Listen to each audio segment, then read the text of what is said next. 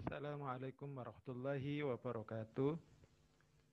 Bismillahirrahmanirrahim. Alhamdulillahirabbil alamin wassalatu wassalamu ala asyrafil anbiya wal mursalin sayyidina Muhammadin wa ala alihi wa sahbihi ajmain amma ba'du.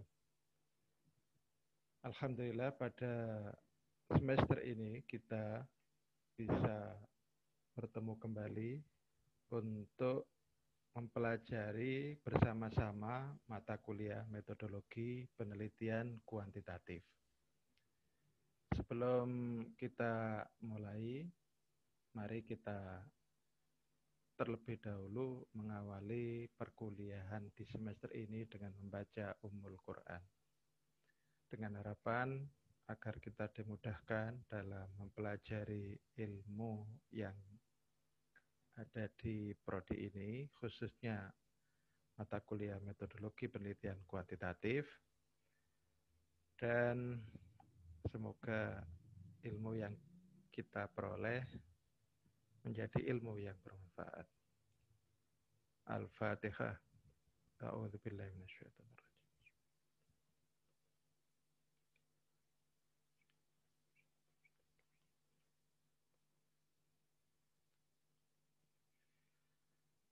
Baik, kita mulai dengan mengkaji pengertian metodologi penelitian kuantitatif. Metodologi berasal dari dua suku kata, metode dan logos. Metode artinya cara, logos artinya ilmu, sehingga metodologi diartikan sebagai ilmu yang membahas suatu cara. Cara apa? Cara penelitian. Penelitian sendiri dimaknai sebagai cara kerja ilmiah untuk mendapatkan kebenaran atau untuk mendapatkan ilmu pengetahuan. Manusia dalam rangka mendapatkan ilmu pengetahuan atau untuk mendapatkan kebenaran itu menggunakan berbagai macam cara. Yang pertama kita bisa mengetahui cara yang digunakan yaitu mendapatkan kebenaran melalui wahyu. Jadi kita mendapati pengetahuan tentang baik buruk, surga neraka misalkan diperoleh dari wahyu.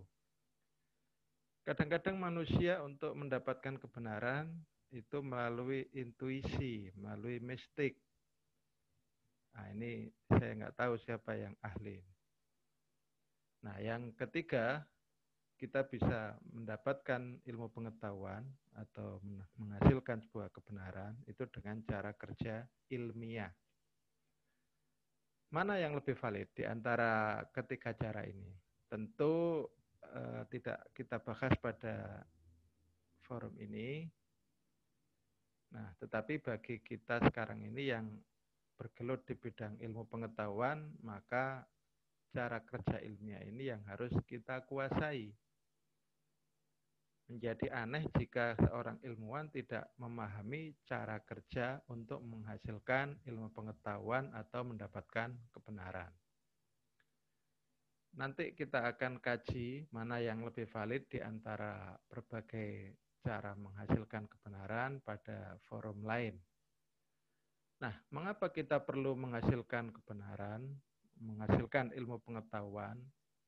Karena kita tahu manfaatnya. Manfaat ilmu pengetahuan yang mungkin sudah pernah kita pelajari sebelumnya. Yang pertama adalah dengan ilmu pengetahuan kita bisa menjelaskan suatu peristiwa atau menjelaskan gejala alam misalkan. Yang pernah kita contohkan gunung meletus. Dengan ilmu tentang gunung apian, kita bisa menjelaskan mengapa gunung bisa meletus. Nah, biasanya kita ketika kita mempelajari ilmu pengetahuan tentang gunung apian, dijelaskan bahwa gunung api meletus itu karena terjadi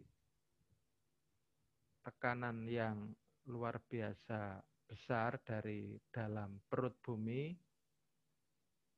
yang tidak tertahankan oleh permukaan bumi sehingga terjadi letusan besar misalkan. Nah, itu berarti ilmu pengetahuan dapat menjelaskan peristiwa tersebut. Berbeda dengan pengetahuan yang lain, misalkan pengetahuan mistik. Zaman dahulu barangkali mistik itu yang dipercaya sehingga mungkin kita mendapatkan pengetahuan itu berbeda dari pengetahuan ilmiah yang sekarang kita pelajari. Misalkan gunung meletus itu kalau menurut pengetahuan mistik disebabkan oleh penunggunya marah misalkan karena tidak mendapatkan sesajen. Oleh karena itu supaya penunggunya tidak marah, masyarakat harus membuat sesajen atau membuat pengorbanan. Nah, itu bedanya antara ilmu pengetahuan dan mistik. Tentu yang mistik ini barangkali sudah kita hindari ya. Nah, kita sekarang lebih banyak berpegang kepada ilmu pengetahuan. Nah, pada dasarnya ilmu pengetahuan itu diperoleh dari hasil kerja penelitian atau research. Hasil kerja penelitian yang kemudian dituangkan dalam kertas kerja ilmiah berupa buku ilmiah misalkan atau jurnal gitu. Nah, itu manfaat ilmu pengetahuan. Kita akan sangat terbantu dengan ilmu pengetahuan. Antara lain yang pertama kita akhirnya memahami apa yang sesungguhnya terjadi. Dan berikutnya kita juga bisa meramalkan peristiwa atau gejala tersebut. Misalkan tadi terkait dengan gunung meletus, karena kita sudah mempelajari ilmu pengetahuan tentang kegunung apian, kita akhirnya mengerti tanda-tandanya gunung akan meletus. Mungkin sudah sejak 1 bulan sebelumnya ada tanda-tanda misalnya gemuruh lahar yang ada di gunung tersebut. Terus mendekati hari H meletus juga biasanya ada tanda-tanda misalkan berupa dus gembel. Tahu ya dus gembel ya? Jadi gumpalan awan panas yang turun dari gunung dan bisa menyebabkan kematian hewan ataupun manusia maupun tumbuhan. Nah, gejala-gejala tersebut barangkali sudah bisa diketahui sebelumnya sehingga sejak awal kita sudah bisa meramalkan, oh seminggu lagi atau 1 bulan lagi gunung ini akan meletus. Nah, ilmu pengetahuan dapat digunakan untuk meramal suatu peristiwa. Itu bukan seperti ramalan-ramalan yang mistik itu bukan. Misalkan kita memprediksi, meramalkan, oh besok hujan, oh besok panas. Itu berdasarkan data-data, bukan berdasarkan insting atau berdasarkan bisikan gitu, bukan. Jadi di sini bukan ramalan seperti ramalan Joyoboyo dan lain sebagainya, bukan.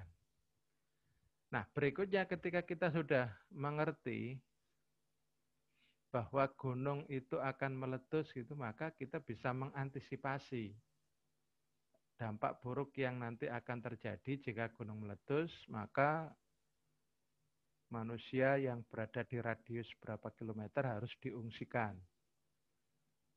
Jadi itu adalah contoh-contoh bagaimana manfaat ilmu pengetahuan ketika kita sudah bisa meramalkan satu gejala alam, misalnya suatu peristiwa alam yang mungkin nanti berbahaya. Nah, yang ketiga, ilmu pengetahuan juga bermanfaat untuk bisa digunakan mengontrol peristiwa atau gejala. Misalkan gunung yang ada di tengah kota misalkan. Kalau dibiarkan gunung ini nanti meletus, maka peradaban di kota tersebut akan mengalami kehancuran. Kerugian juga akan sangat besar.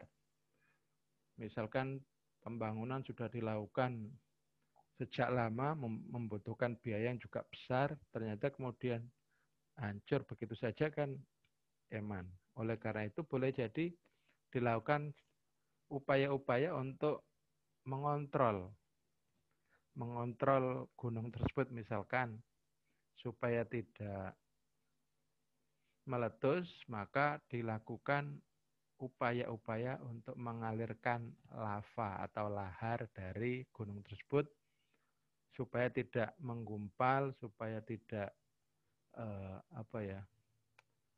tertimbun dengan besar yang nanti menyumbat gunung menyumbat tekanan lahar dari perut bumi tersebut, sehingga aliran lava lahar itu bisa dialirkan terus-menerus sehingga gunung tersebut tidak sampai meletus. Nah, itu contoh bahwa ilmu pengetahuan itu memiliki manfaat yang luar biasa bagi kehidupan umat manusia. Bahkan sekarang ini barangkali kita bisa mendapatkan berbagai macam kemajuan dan kemudahan dalam hidup kita itu berkat kemajuan ilmu pengetahuan dan teknologi yang dihasilkan umat manusia. Dan perkembangan itu sebetulnya sangat cepat. Umat manusia mengenal ilmu pengetahuan kan paling baru berapa abad ya, paling sekitar 2 abad, 200-an tahun ya. Tetapi perbedaan 200 tahun ini dengan tahun-tahun sebelumnya itu sudah luar biasa besar perbedaannya. Jadi sentuhan ilmu pengetahuan terhadap kemajuan umat manusia itu luar biasa. Nah, oleh karena itu kemudian kita perlu memahami cara kerja untuk mendapatkan ilmu pengetahuan atau kebenaran tersebut secara ilmiah, dan kita perlu mempelajarinya secara lebih mendalam. Jadi kembali kepada pengertian dari metodologi penelitian.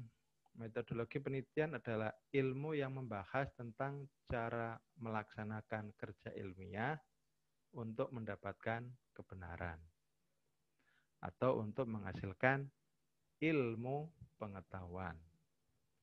Nah, untuk menghasilkan ilmu pengetahuan atau untuk mendapatkan kebenaran tersebut, pendekatannya bisa kuantitatif, bisa kualitatif.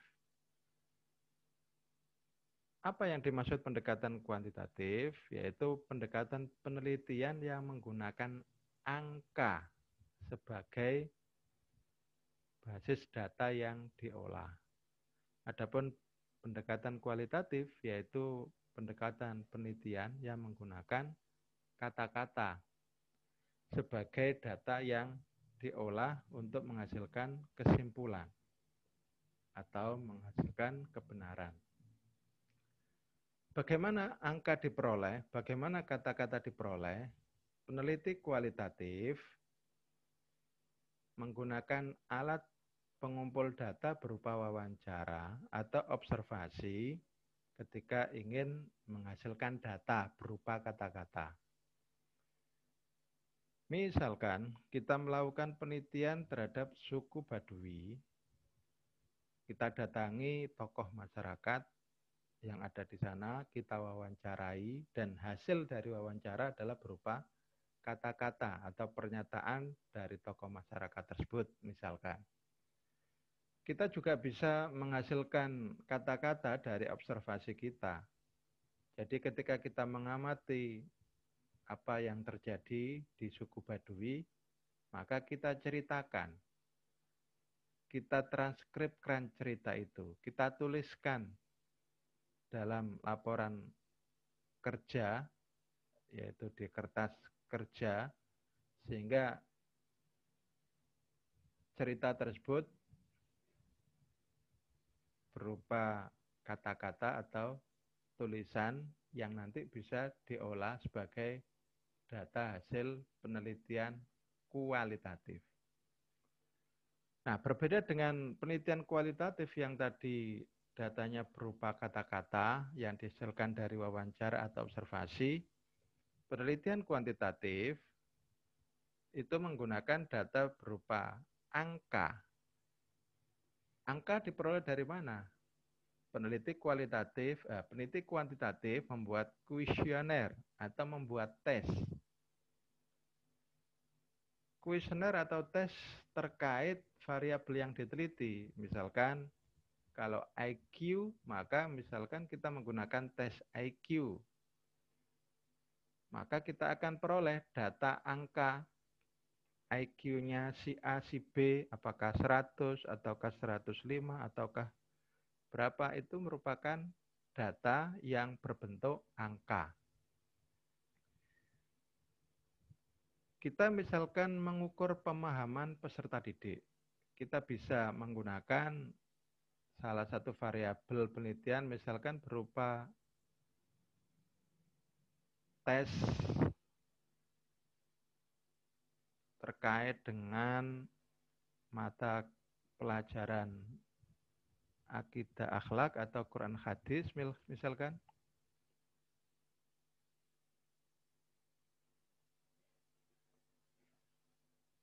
Nah, kita bisa gunakan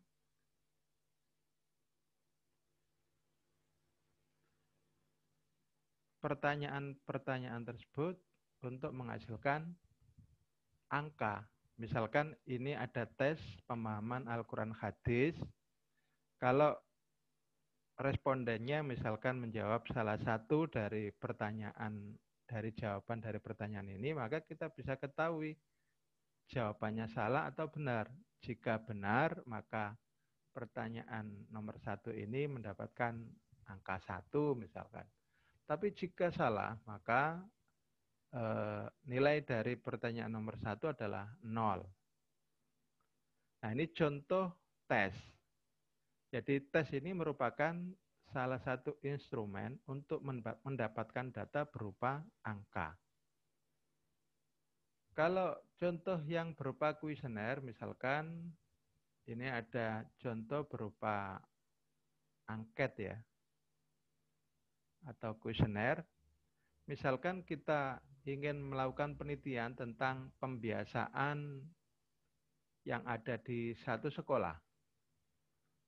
Apakah terdapat pembiasaan di sana dan apakah cukup intensif, tinggi rendahnya pembiasaan tersebut, maka kita gunakan kuesioner atau angket seperti ini.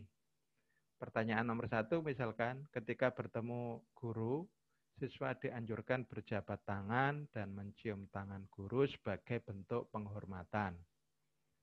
Nah, misalkan responden kita atau objek penelitian kita itu siswa, terus siswa kita beri angket seperti ini, kita beri kuesioner, terus mereka menjawab A, maka nilainya 5.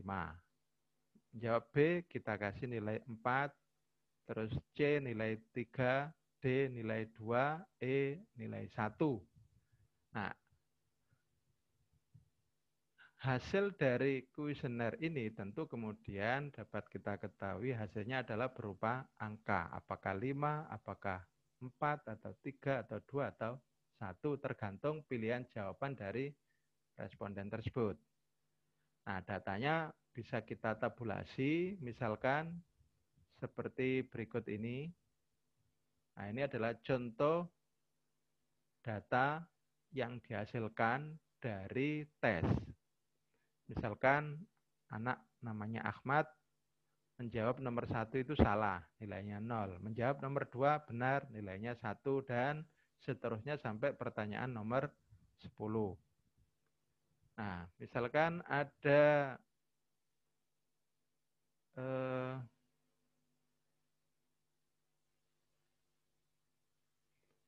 ada kuesioner yang juga dijawab oleh responden kita.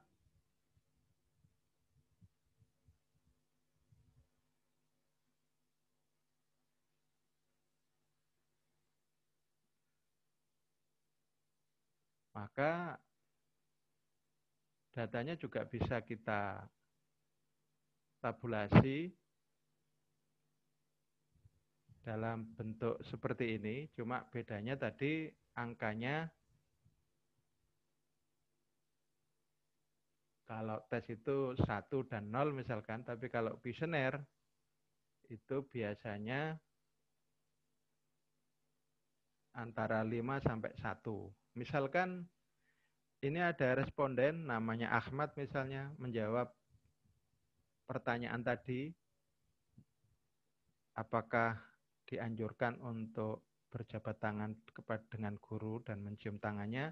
Oh, dia menjawab sering, maka nilainya 4.